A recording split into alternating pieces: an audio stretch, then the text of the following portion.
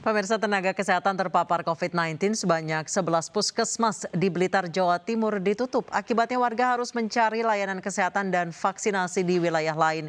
Di Kabupaten Blitar sendiri terdapat 70 tenaga kesehatan yang terpapar COVID-19.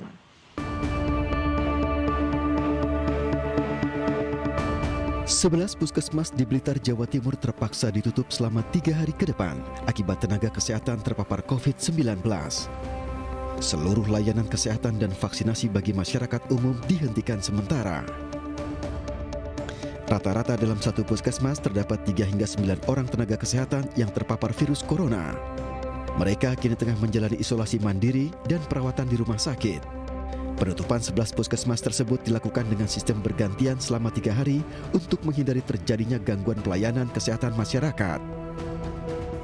Memprihatinkan ya, karena jumlah yang terpapar ini kok ya banyak sekali. Kalau di total mungkin ya sekitar, kalau di rata-rata sekian ya mungkin sekitar 70 orang semua seluruh kabupaten. Untuk sementara layanan kesehatan di puskesmas yang tutup dialihkan ke puskesmas di wilayah terdekat. Kasus kematian COVID-19 dalam 3 hari berturut-turut mencetak rekor. Hari ini kasus kematian akibat COVID-19 mencapai angka tertinggi yakni 1.556 kasus.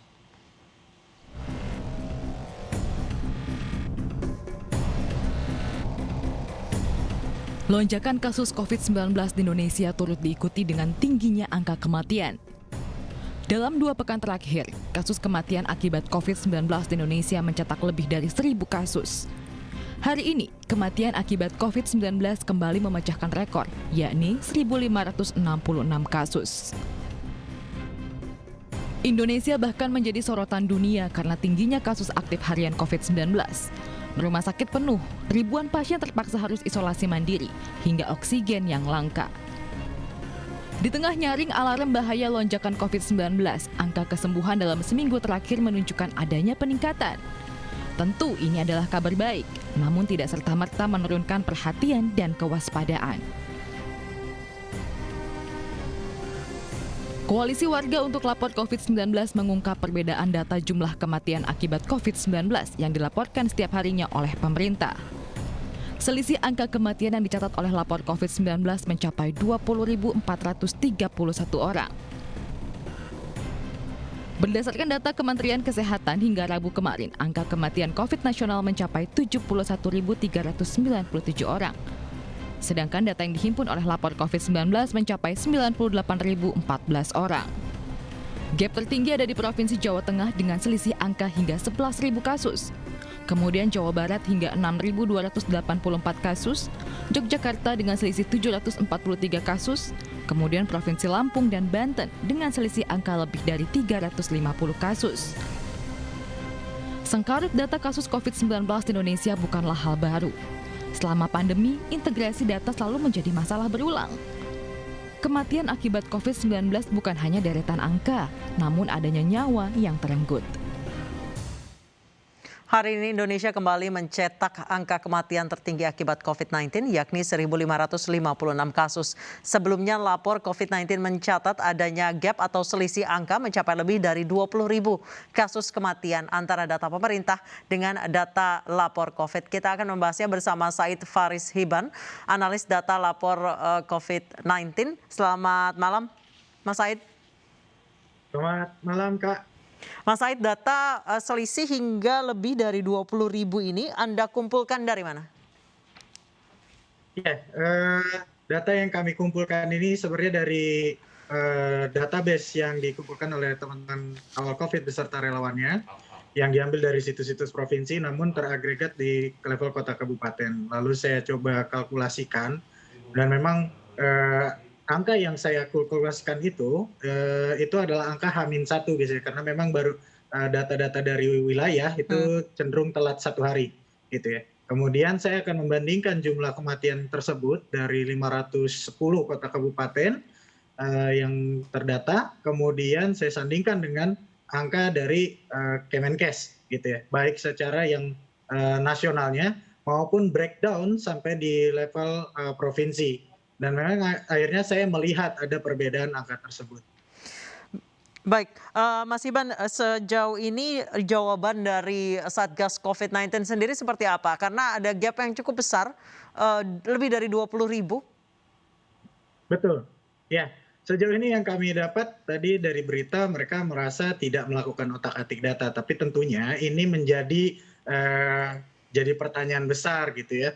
Pertanyaan besar kenapa kalau memang tidak ada otak-atik data, lantas kenapa perbedaan data ini bisa terjadi? Sejujurnya, kalau misalnya kita bedah bukan berarti semua provinsi yang ada di Indonesia itu mempunyai perbedaan selisih minus dengan situs provinsi. Seperti misalnya saya ambil contoh, angka kematian versi Kemenkes itu cenderung lebih besar dibandingkan yang dipublish oleh situs provinsi DKI Jakarta, ya. Bedanya 170, jauh lebih besar. Jadi ada nih angka-angka kematian yang memang mereka justru lebih update versi Kemenkes. Tetapi di beberapa provinsi, berdasarkan pemantauan saya itu ada 14 provinsi yang angka dari situs provinsi itu jauh lebih besar. Dan Jawa Tengah, Jawa Barat justru memampirkan angka yang terlalu bengkak ya. Bedanya itu yang di pertanggal 21 Juli itu mencapai 11.000 untuk Jawa Tengah dan Jawa Barat 6.000. Tentu ini jadi pertanyaan besar, kenapa wilayah-wilayah yang terdekat dan memang berbasis di Pulau Jawa itu bisa ada perbedaan data yang cukup signifikan. Kalau seandainya ada keterlambatan, itu menurut saya terlalu indah sekali alasannya. Seperti itu kira-kira. Baik, adanya perbedaan data ini menunjukkan bahwa data yang dimiliki tidak ada sinkronisasi data antara wilayah, provinsi, kabupaten, kota dan juga pemerintah. Mas Iban melihatnya seperti apa koordinasinya? Ya, baik. Ini saya ambil contoh waktu itu di Provinsi Jawa Tengah ya. Tetapi ini memang kondisinya teman-teman waktu di yang Jawa Tengah ini kasusnya sudah lama. Kisahnya itu waktu di bulan Desember, awal Desember, ada pemerintah pusat memberikan arahan kepada pemerintah provinsi untuk menyamakan angka kematian. Padahal angka kematian pada saat bulan-bulan Desember itu Provinsi Jawa Tengah sudah mencapai 4.000-an. Namun angka dari Kemenkes atau pusat gitu ya, itu baru mencapai angka 2.400-an. Lalu pada besoknya akhirnya karena ada tekanan dirubahlah angka tersebut. Yang lucunya lagi setelah 1 hari kemudian angka tersebut dikembalikan lagi kepada angka yang aslinya yang sesuai perhitungan Jawa Tengah. Di sini ada ketidaksinkronan dalam yang pemberian informasi publik dan pendataan. Semuanya saling ada gengsi tersendiri. Tentunya harusnya di sini Kemenkes sebagai yang mengkoordinasikan semuanya ya Kak Anissa, bisa menyamakan dengan data yang paling real time gitu ya. Data yang paling terupdate, bahkan yang teman-teman dari provinsi bahkan kota kabupaten itu bisa menyampaikan update yang lebih baik gitu. Kalau saya memang angkanya lebih banyak Kemenkes, that's okay, ambil yang itu. Tapi kalau ternyata jauh lebih banyak dan terupdate dari provinsi atau kota kabupaten lain, seharusnya pakai yang itu.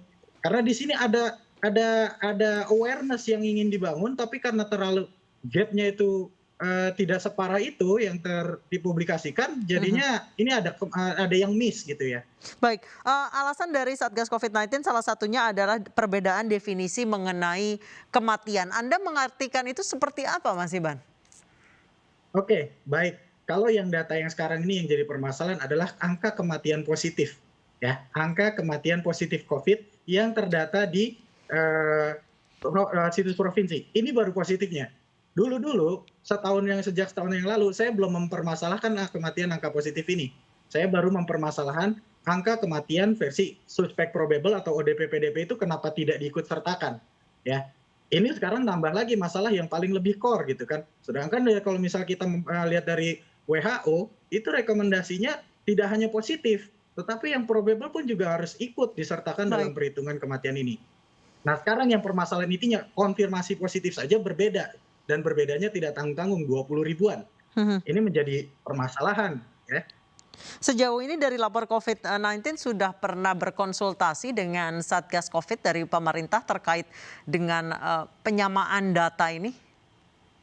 Ya, sudah sering kali kita audiensikan, sudah lewat dari co-leader kami atau co-initiator kami untuk menyampaikan lewat jumpa virtual gitu, duduk bersama, kemudian ada melalui grup gitu disampaikan, dan baru-baru kemarin Kemenkes juga sempat memanggil lapor COVID terkait klarifikasi soal menghilangkan data yang kami publikasikan ya dengan diksi tersebut.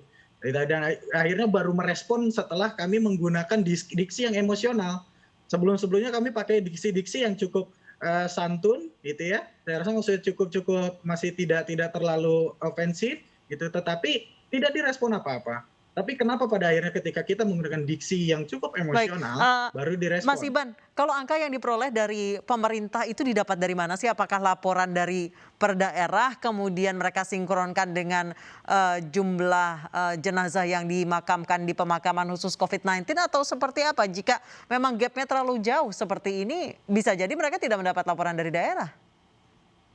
Ya, kalau dari cerita dari pihak Kemenkes mengatakan waktu itu saya ikut rapatnya, itu bilang memang mendapatkan laporan-laporan dari daerah gitu ya. Jadi bilangnya memang ada keterlambatan dari wilayah-wilayah gitu kan. Oke. Tetapi ini yang jadi concern juga. Jadi bukan dari dinas kesehatan masing-masing saja. Saya tidak mengerti sistemnya seperti apa. Mungkin karena katanya sih ada kesulitan gitu ya. Tidak semuanya orang atau tiap wilayah itu routinely update atau routinely melapor gitu. Kalau misalnya alasannya seperti itu berarti seharusnya malah plus dong. Lebih selisihnya selisih plus bukan selisih minus seperti yang terjadi sekarang ya Mas Iban ya? Betul, tapi memang ada selisih plus gitu ya. Selisih plus itu tuh ada. Cuma ini ini yang anehnya itu adalah ada yang selisih plus, ada yang benar-benar pas angkanya sama, ada yang minus gitu. Tapi kalau yang angkanya minus ini yang saya jadi pertanyaan gitu kan. Kenapa bisa tiba-tiba nggak mau disamakan gitu kan? Berarti ada apa nih gitu. Dan yang selisihnya minus itulah angkanya yang angka terlalu besar sekali. Itu Baik, yang jadi masalah. kalau hasil penelusuran lapor COVID sendiri, missing link-nya tuh ada di mana, Mas Iban? Ya, ini mungkin internal dari Kemenkes itu sendiri dalam mengorganisir data dan publikasi informasi kematian ya.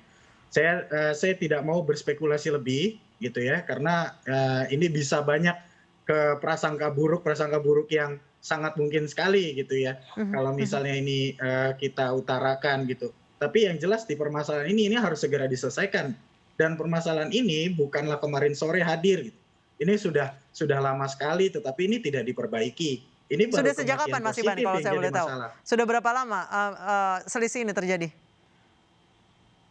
Soal selisih kematian selisih kematian positif ini munculnya itu sekitar bulan Desember. November itu mulai terjadi tuh. November-Desember 2020. Tetapi sebelumnya masih aman, masih belum, kalaupun ada perbedaan saya masih menganggap lumrah gitu ya. Perbedaan sekitar 100 atau berapa puluh gitu ya. Tetapi kalau sudah sampai ribuan itu ada yang tidak wajar.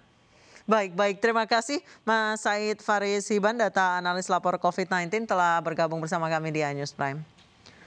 Pemirsa, hari ini jumlah jenazah COVID-19 yang dimakamkan di TPU Rorotan Jakarta menurun. Hingga kini tercatat sudah ada 3.000 petak makam yang terisi.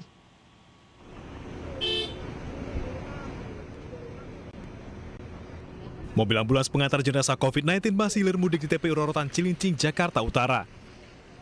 Alat berat juga terus bekerja membangun liang lahat.